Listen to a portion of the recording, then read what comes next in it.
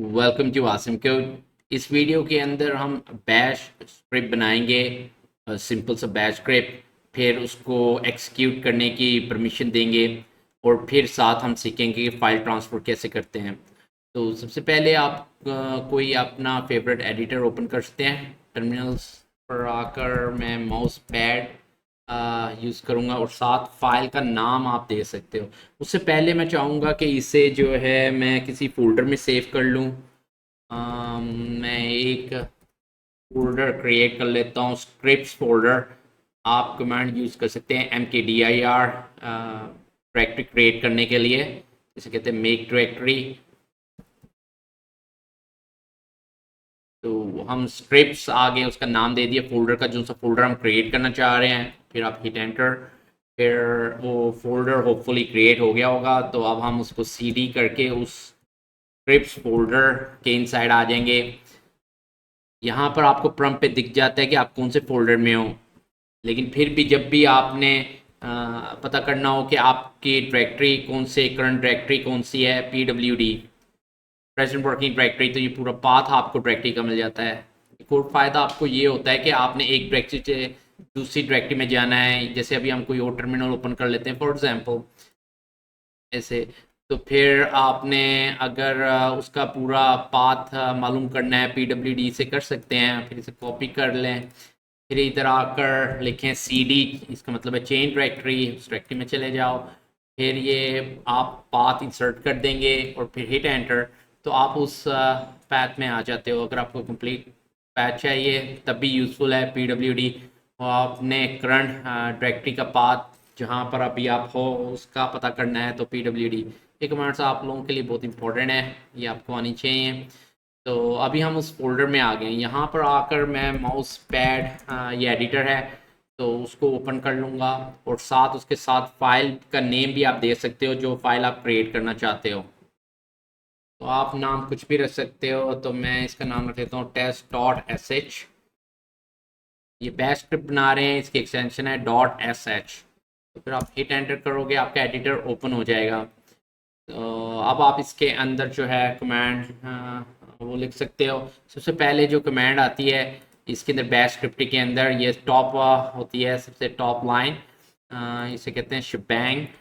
ये हैश और ये एक्सक्लेमेशन, और फिर उसके बाद आपने बिन बैश वो ऐड करना होता है। तो ऐसे करेंगे bin।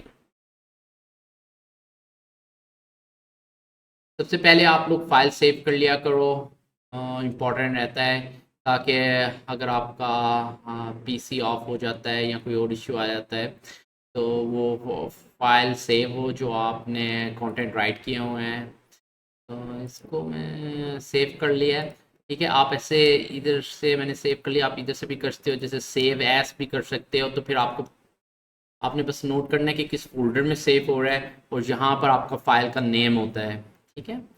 तो अगर आपने डायरेक्टली एडिटर ओपन कर लिया है इंस्टेड आपको कमांड लाइन से करने के, तो फिर वो आपकी एम्प्टी फाइल जो है वो क्रिएट होती है। तो फिर उसके अंदर आपको ये नाम वगैरह देना पड़ता है और जिस डायरेक्टरी में आप सेव करना चाहते हैं। तो ये सेवरल वेज हैं।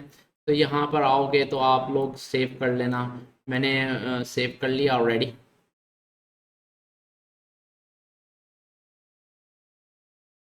अब हमने इसके अंदर सिंपल सा एको कर देंगे मैसेज।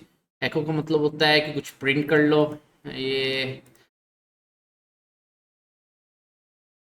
एको मैं ऐसे कर देता हूँ, हेलो वर्ल्ड। ये सिंपल सा मैसेज है। हमारा गोल ये है कि जब हम स्क्रिप्ट को रन करें तो ये मैसेज प्रिंट हो जाए। मैं इसको सेव कर लेता हूँ ताकि मॉडिफिकेशन सेव हो जाए। फिर अब इसको रन करके चेक कर लेते हैं, एक और मैसेज प्रिंट कर लेते हैं पहले।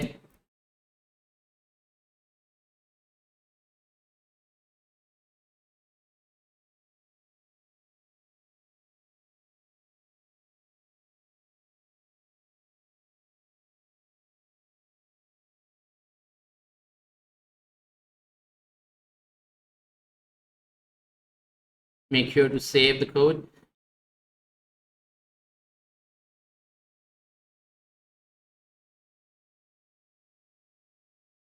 मैं परकेस कर लेता हूँ, अच्छा लगेगा।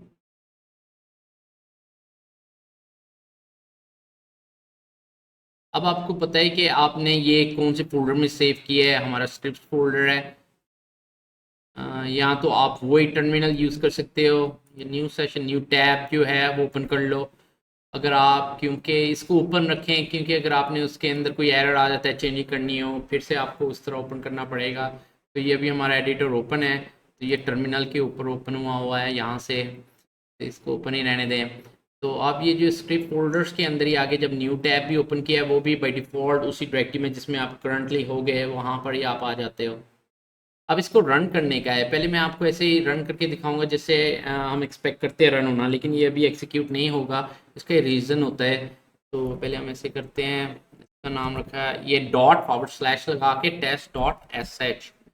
फिर आप हिट एंटर करोगे तो ये एरर आ जाएगा, परमिशन डिनाइड, इसके एक्सिक्यूट करने की परमिशन नहीं है। तो इसके लिए हम कमांड यूज़ करेंगे chmod, कि इसको हम एक्सिक्यूटेबल बना रहे हैं। फिर +x लगाते हो, फिर स्पेस दे के, और फिर स्क्रिप्ट का नाम test.sh। ये अभी कोई ./ नहीं लगाना है, इसके साथ बस स्क्रिप्ट का नाम लिखना है। फिर आप करोगे हिट एंटर। अब फिर से हम इसको रन करने की, एक्सिक्यूट करने की कोशिश करते हैं, तो आप करोगे -/test.sh। तो फिर आप करोगे एंटर, तो फिर वो मैसेज प्रिंट हो गए हैं, एको हो गया, hello world welcome to Linux shell scripting. तो इस तरह आप जो है स्क्रिप्ट रन कर सकते हो। अक्सर जगह पर आपको आता है साइबर सिक्योरिटी के अंदर कि आपने फाइल्स ट्रांसफ़र करनी होती हैं एक सिस्टम से दूसरे सिस्टम पर। तो इसके अंदर एक गुड टेक्निक ये भी है कि आप वेब सर्वर यूज़ कर सकते हो, या सर्वर जो आपके पास पाइथन में बिल्ड इन सर्वर आता है, वो आप जिस डायरेक्टरी की फाइल्स आप ट्रांसफ़र करवाना चाहते हो वहाँ पर वो सर्वर रन कर लेते हो। तो सर्वर क्या करता है, वो फाइल सर्व करता है, यानी कि आप सर्वर से वो फाइल्स एक्सेस कर सकते हो।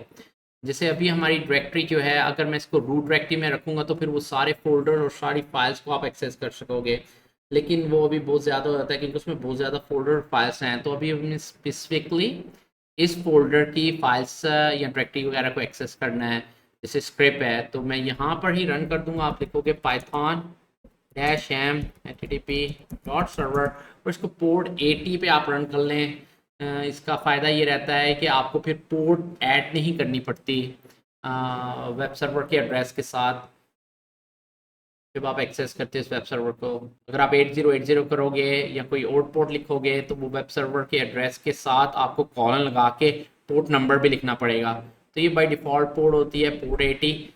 याले आप कर लोगे, ज़्यादा इजी हो जाएगा। आप बस हिट एंटर करो, या आपका पोर्ट 80 के ऊपर वेब सर्वर स्टार्ट हो गया। अब हमने क्या करना है कि हमने ये test.sh को ट्रांसफ़र करना है विंडो के ऊपर। तो विंडो के अंदर आप यूटिलिटी यूज कर सकते हो, जैसे wget होती है। अगर आपकी ऑलरेडी नहीं इंस्टॉल है तो आप कर सकते हो विंडो के ऊपर इंस्टॉल, और फिर उससे हम इस वेब सर्वर को एक्सेस करेंगे। एक और चीज़ हमें जो चाहिए वो ये है, इस वेब सर्वर का आईपी एड्रेस, यानी इस मशीन का आईपी एड्रेस जहाँ पर ये वेब सर्वर रन हो रहा है। अगर हम बाहर की मशीन से, एक्सटर्नल एक्सटर्नल मशीन से एक्सेस करेंगे इस कंप्यूटर को, तो उसको पता होना चाहिए कि कौन से इसका एड्रेस क्या है। तो एड्रेस क्या है, आईपी एड्रेस।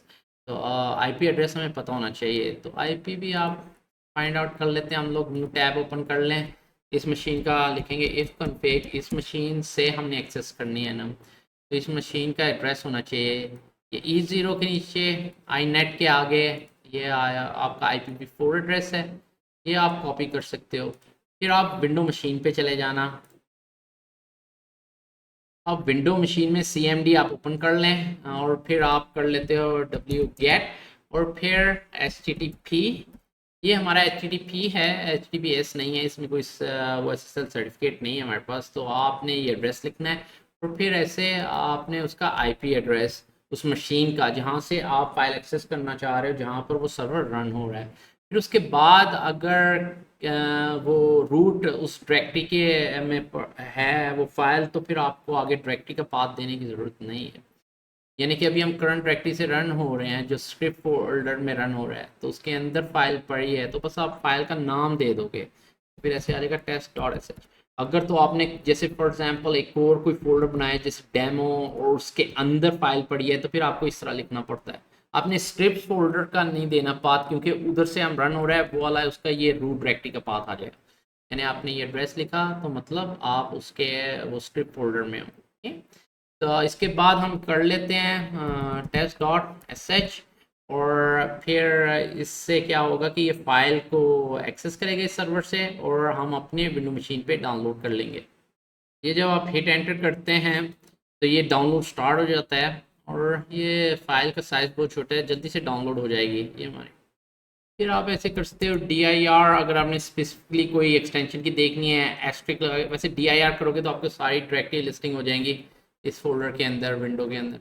लेकिन अगर आप बस चेक करना चाहते हो कि मुझे बस इस डायरेक्टरी के अंदर स्क्रिप्ट्स वाली फाइल्स दिखा दो एस एच वाली, तो आप ये साथ इस तरह क्यूरी फॉर्म कर सकते हो, जैसे स्पेस दे के argument asterisk dot S H. इसका मतलब ये है कि फ़ाइल का नाम कुछ भी हो सकता है, डॉट एस एच एक्सटेंशन है।